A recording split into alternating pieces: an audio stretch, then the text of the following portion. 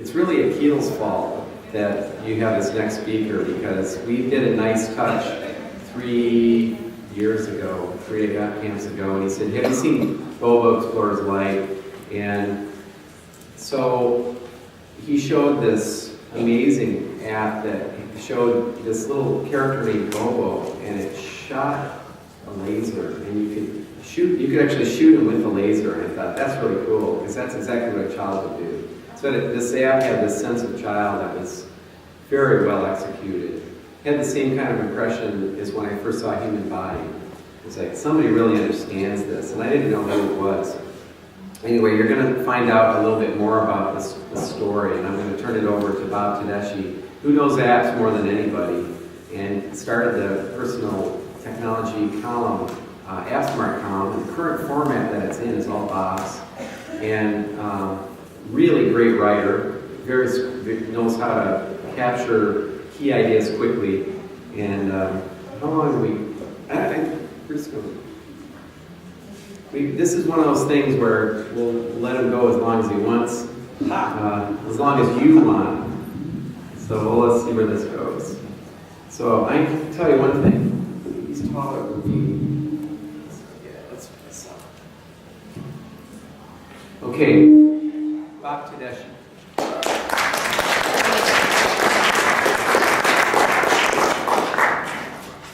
This will only take like an hour or two. So I'm going to give you a few minutes about me and how a random journalist ended up co-creating an educational app that's done pretty well with kids and parents, but since no one gives a damn about me except my family and that hot teacher from last night, I want to get past that tale and dig into some of the things that I think we did fairly well, and that might help some of you folks who are wrestling with similar things, and it frankly might also help me and members of my team, because there's a hell of a lot more knowledge out there than there is up here, and so I'm looking forward to knocking around some ideas. All right, so here's the deal. Back in 2010, I'd covered tech for the Times basically on a weekly basis since 1998, and for a long span of that, 2 or 3 stories a week. And I'm back to doing some work for the tech section again, but less than I used to for sure, because I got pretty tired of doing that. In a profession where people who cover the same beat for 5 years tend to move on. I was in it for 12, 13 years. I also got a little bit tired of reviewing apps, not necessarily because of the apps, but because my whole existence was spent me in a room with a bunch of devices, and I think that anybody who does that for more than a few years is going to want to throw themselves off a cliff. I certainly wanted to do that after a few years. And I had an itch to actually figure out what it was like to do an app, like a lot of people a few years ago. But I'd been reviewing them for years, and I've done gone through thousands of them, and I felt like I could probably pull something off that was competent. So I was having a discussion with my editor a few years back, and we came up with a plan for me to write, to execute an app in some way, and write about that, because this was at a point when everybody and their mother and their brother wanted to write an app and get rich. So easy. How hard could it be? So I launched off, and I went to find some developers and had some false starts, because I found out it's a lot more involved when you have a good idea and you want to try to execute it with the right person who might be in India, and you actually have a job that's paying and things to deal with in your life, and so that idea kind of got shelved. And then late in 2010, I wrote a 2-sentence review of this. At the end of my app column, there's a little thing called, I think it was called Quick Calls, where I just do bullet points. And then I think the last one of this column was about an app called The 3 Little Pigs and the Secrets of a Pop-Up Book. If you don't know it, you should look it up. It's pretty cool. And it was incredibly well executed from a technology standpoint. The story, as it was written, was a little, it just didn't fit quite right with our cultural ideas of, I think, mainstream telling in America, the 3 Little Pigs tale.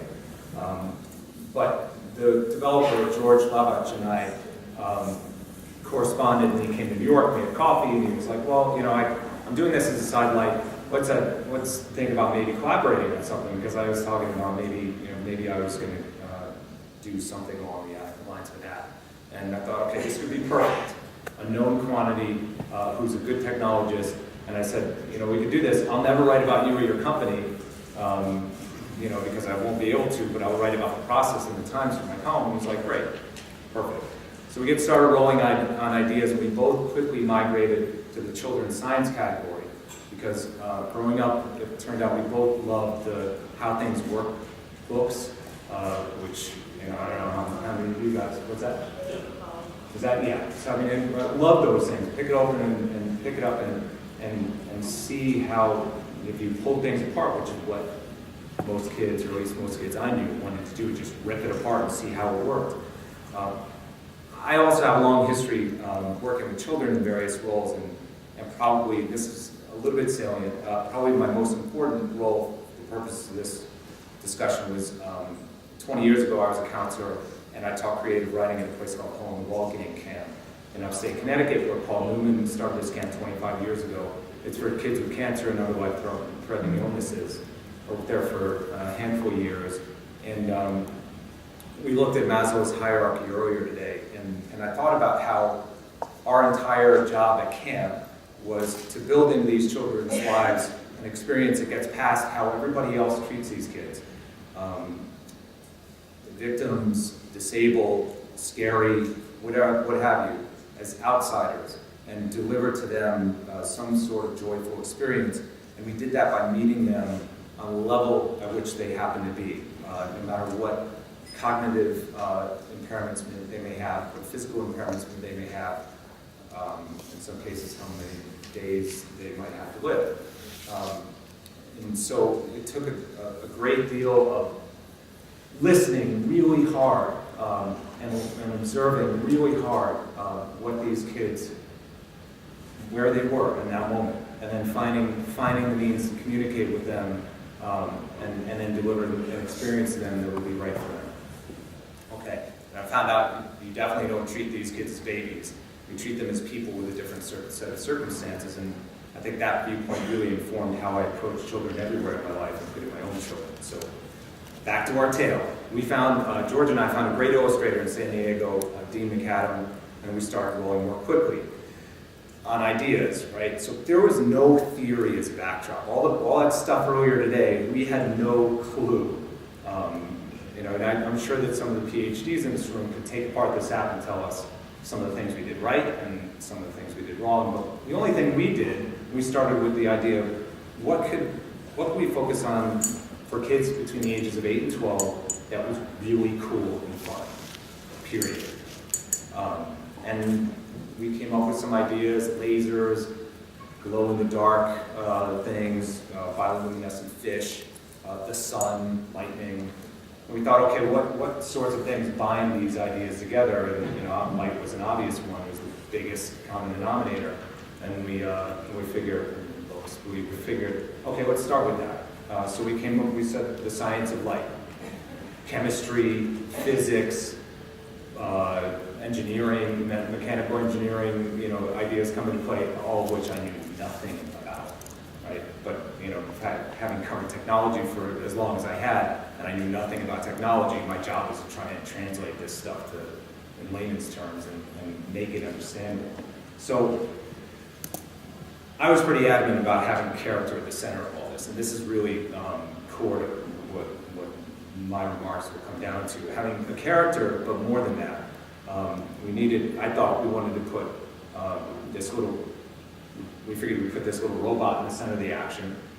George called him Bobo, and that was that. 6 months it took us to do this app, no one getting paid a cent. We finished, it looked good. I was really fired up about it, we were all fired up about it. And it came time to do the credits, and I thought, I don't want to have my name on it. Because at that point, I was excited about the thing, and what I didn't want to happen was for us to release this thing and it to get positive reviews and anyone say, well, that's Bob Bob did that app, and everybody's going to try to kiss up to the guy who's going to control app coverage at the time. So I figured I wanted to shield myself from that. And the name Craig Fusco, not many people know, is pulled from two of my favorite people at camp, Craig Church and Michael Fusco, who have since moved on to better places. My old editor had at that point, we were right about to release this app. My old editor had moved on now. He was the one who assigned this thing in the first place, and I told the new editor, okay, we're ready to go. And he said, okay, that sounds great. You're doing it under a pseudonym, sounds kosher, let me run it past our supervising editors and just to check, and they came back and said, no, you're not going to write about this. And furthermore, you're not going to write about children's educational apps for a while, because it's a conflict of interest, of course. I totally get that, and I was fine with that. The app came out, and lo and behold, Apple made it the iPad app of the week, which was just, pop the champagne bottles, right? Not that we got rich because it's an educational app for kids. It's not Angry Birds. And then it won a CAPI award. God bless you, grandma teacher. And everybody else who voted for it. It made the iPad Hall of Fame, which was awesome. And then it won the Apple Design Award last summer. All the while I'm sitting on my hands thinking how cool it would be to be able to say that I was part of this team that did this. And in the meantime, I'm just covering all these, covering all the apps. Warren wrote about it, and he didn't know that I knew that he had written about it in the Times. And so this kind of sneaked in the back door, and it got some coverage, and word leaked out when the Apple Design Awards came out that I had been part of it, and the New York Post wrote an article about it, and it was kind of fun. Journalists helps make a hit app, whatever. I went back to my real name on the app because then my kids finally, tell their friends that it really was me who did this app that a few of them knew about. So that's the story of Craig Fusco and Bobo. But for the more interesting discussion, I think I want to spend a couple minutes on what I think we did right. First and foremost, we had a phenomenal technologist. George can do things with code that I have seen few, if anybody, any coders do in the app world. The pop-up book was only a glimpse of it. The interactions we designed for this app were probably, I think, around 15 different interactions on photosynthesis, lightning, lasers, telescopes, sunrise and sunset, the sun. All these interactions were fun and cool, and they would have existed really, pretty well without contextual information, all the other stuff that actually teaches kids about these things. They would have been fun interactions. But it's tricky. You got to teach them, right? I mean, that's part of the deal, is to give them the information they want as to how these things work. And how do you translate that to 8-year-olds, 9-year-olds, 10-year-olds, 11-year-olds, 12-year-olds at the same time in a voice that they're all going to understand and relate to? George was born and raised mostly in the Baltics, went to Harvard, stuck around the U.S. When we initially spoke, we were talking about his Three Little Pigs story and how in other parts of the world, their fairy tales were dark, or much darker than what we have here, and they're used to that stuff. And so he was struggling with how to develop a voice that would resonate with this audience here. In one of the last pages of Three Little Pigs, you see the wolf literally falling into the vat of boiling water while the pig is just so this wolf is terrified, and it's a fairly terrifying moment. And then for little kids, it might not be might not quite work. My whole thought in getting involved with this app was that it had to be anchored with a story and a voice and a point of view and a character. And say what you will for the value of writers, this is something that there is some subtlety and nuance here, that if you just throw some guy who happened to take a couple of English courses in college at this problem when you're developing an app, it's going to come out hollow on the other side. It's going to have a Tim sound to it, no matter how happy you try to make your characters or your narrative or the voice of this. it's going to fall flat on some level, and I think it matters when it comes down to engaging kids, on a repeated basis. So, Theo talked last night about a good story. I think that's a great place to start.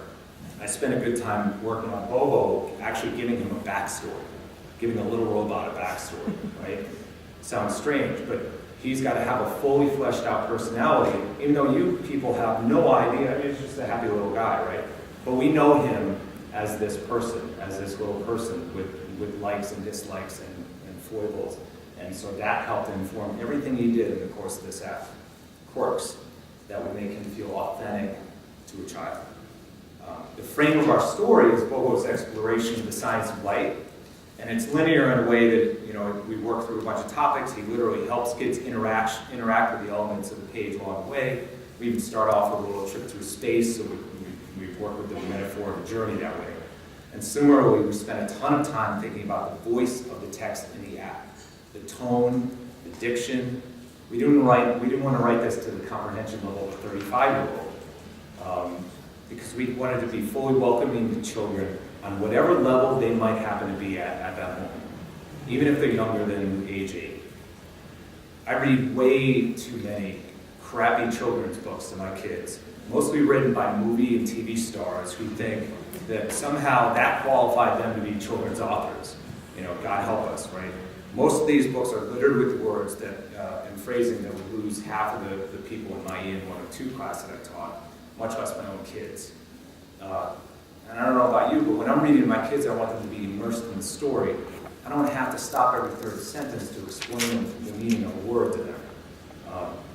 Something that John Lithgow plucked from a thesaurus, right? God love them, but I don't want them reading to my kids.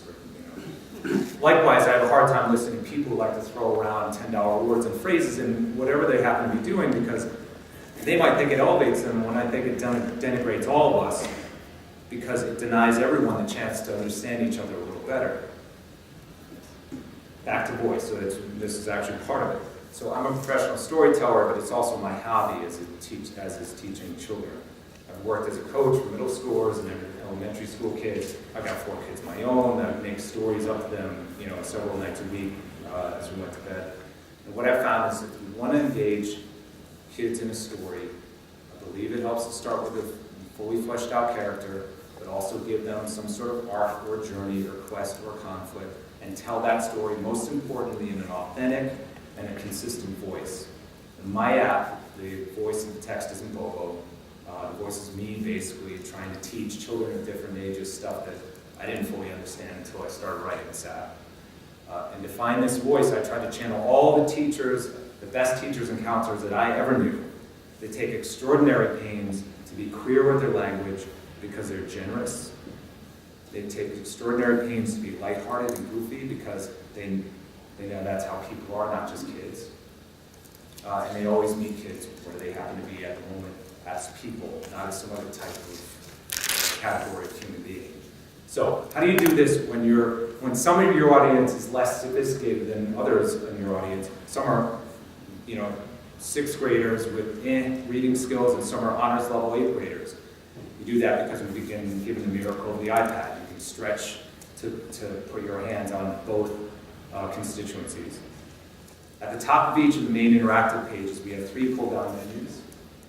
On the far left one was always kind of basic information, simplest stuff, and it became a consistent pattern through the course of the app. And on the far left pull-down menu, it was simple stuff.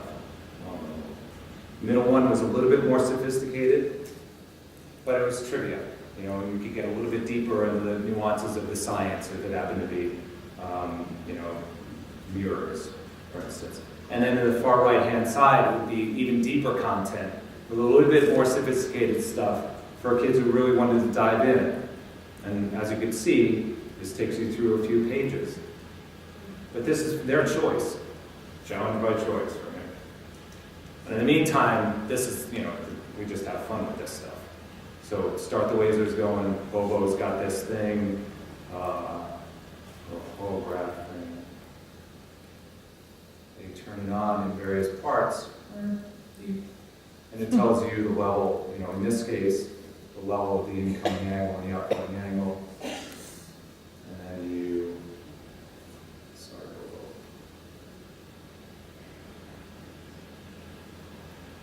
Let me see if it can handle it. Oh, come on. He's not reacting. He gets a little angry. So, and then we've just got one where it's just a disco, because Bobo likes to dance. Hey, stop it. So, because of this great technology, we didn't have to write 3 books for every level that we were teaching at, we were targeting. And we could design something that younger kids could grow with, older kids could enjoy too, and it so happens that parents really learn a lot from this app because, and they say they enjoy it too, but that's a bonus, right? But that's my soapbox plea. Think about story, sure, but get much deeper than that. Think about character and voice. Kids will learn anything that's taught to them by a person they love. So let the final iteration of your work feel like it's being delivered with love, and I think a lot of good can fall from that. And that's what we found at least. Thanks.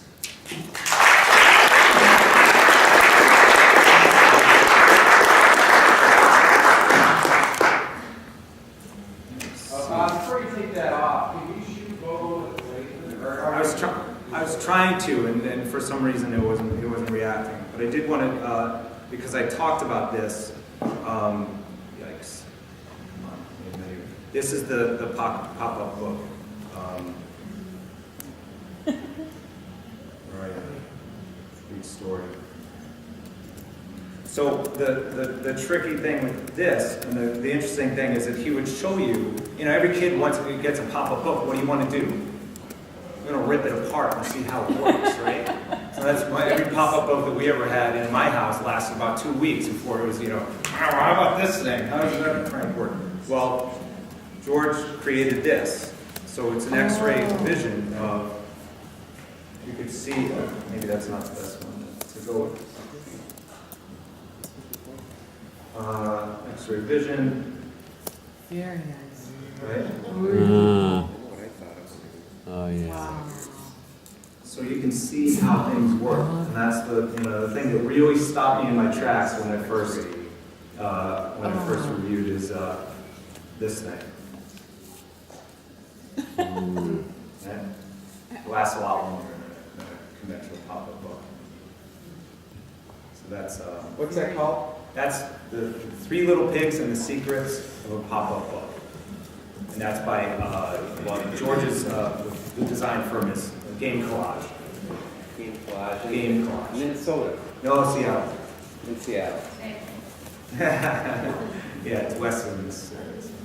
It's all the same. Yeah, right? Questions? If the lights touch. What's the name of that, the app that you were showing? What's the name of your app? My app is called Bobo Explores Light.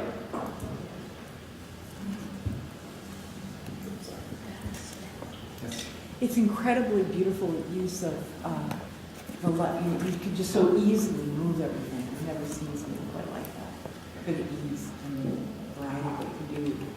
No mess.